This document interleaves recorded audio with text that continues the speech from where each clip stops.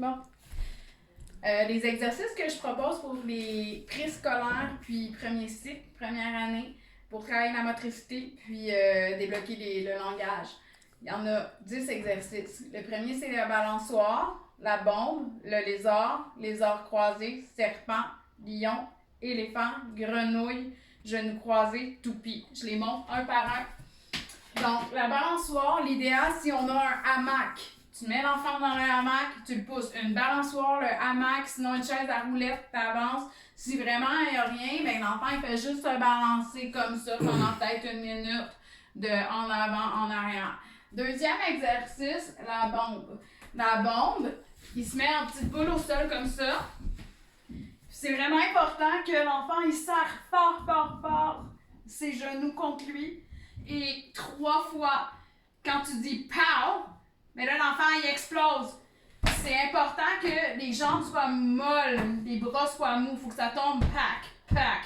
Faut pas qu'il soit comme crispé. On relâche. Deuxième fois, petite boule, il se serre, crispé, puis là, on se relâche pas. Et troisième fois. Donc ça, c'est la bombe. Le troisième exercice, c'est le lézard. Le lézard, il se met sur le côté comme ça. OK? Il y a la tête qui regarde sa main. Et ça doit faire un angle de 90 degrés avec son coude ici. La première étape, il faut manipuler l'enfant. Il faut que tu viennes appuyer pour que la main soit comme ça, elle pousse dans le sol. Et il faut que le coude lève et toi, tu appuies sur son épaule pour que l'épaule, elle reste au sol. Donc, c'est lève le coude, glisse et pousse et la jambe tourne en même temps. Tourne la tête. Main, genou, coude, pousse et glisse. Tourne la tête, mets la main devant, mets le genou, lève le coude et glisse en poussant sur le sol. Et tu fais ça pendant 1 minute. Pack et pack. Prochain exercice, les arcs croisés. C'est la même chose. J'ai ça ici. Mais au lieu d'être cette jambe-là ici, ça va être l'autre jambe ici. Et c'est la même chose. Pendant que le coude lève et que je pousse, la jambe descend. Je tourne la tête.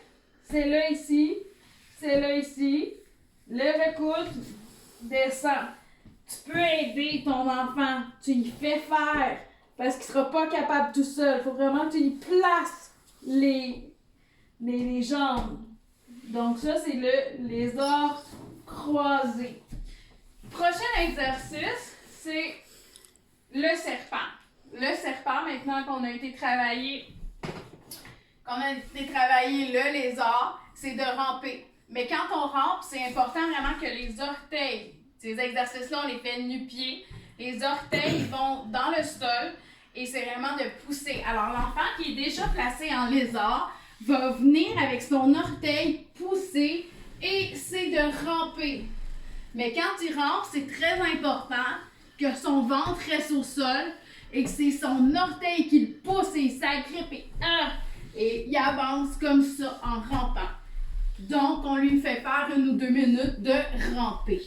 Prochain exercice qu'on fait, c'est le lion.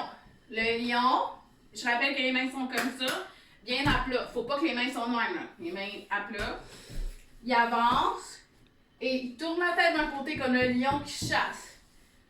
Faut vraiment le faire lentement. T'sais, souvent, les enfants, ils vont être comme... ça donnera rien, là. Fait qu'il faut vraiment faire lentement. On tourne, on regarde d'un côté. Tu le fais marcher comme ça à 4 pattes. En regardant à droite, regardant à gauche, regardant à droite. Ça, c'est le lion. Après, l'éléphant. Hop, comme ça. C'est important, je répète, les mains sont plates, qu'il y ait du poids. Tu sais, il y en a qui font l'éléphant comme ça. Et ça donne rien. Il faut qu'il y ait le poids sur ses mains en avant. Puis même s'il ne comprend pas, lève-y ses jambes en arrière pour forcer à mettre le poids en avant. Et là, l'éléphant, ben, il avance comme un éléphant. Donc, c'est juste de marcher comme ça, en éléphant, comme. Puis tu dis, l'éléphant, il fait boum, boum. Tu sais, vraiment, avec la lourdeur de l'éléphant. La grenouille. la grenouille à la largeur des épaules. J'ai mes talons, j'ouvre mes pieds, je mets de la colle en dessous de mes talons. Parce que quand je vais descendre, je veux pas que les pieds fassent comme ça. Je veux que les pieds restent au sol. Donc, j'ai mes pieds qui restent au sol, en haut, en bas, petit bonhomme. Mais regarde mes talons. Mes talons, ils n'ont pas levé. Fait que mes talons, ils restent comme ça. Je regarde en haut, je regarde en bas, je déroule. Mes mains sont encore en bas. En haut, en bas. Petit bonhomme, regarde en haut, regarde en bas, déroule, en haut et plusieurs fois. Pour que ces exercices-là soient efficaces, tu les fais 22 minutes. Donc, je te laisse le faire avec ton enfant en essayant de mettre au moins 1 à 2 minutes par exercice.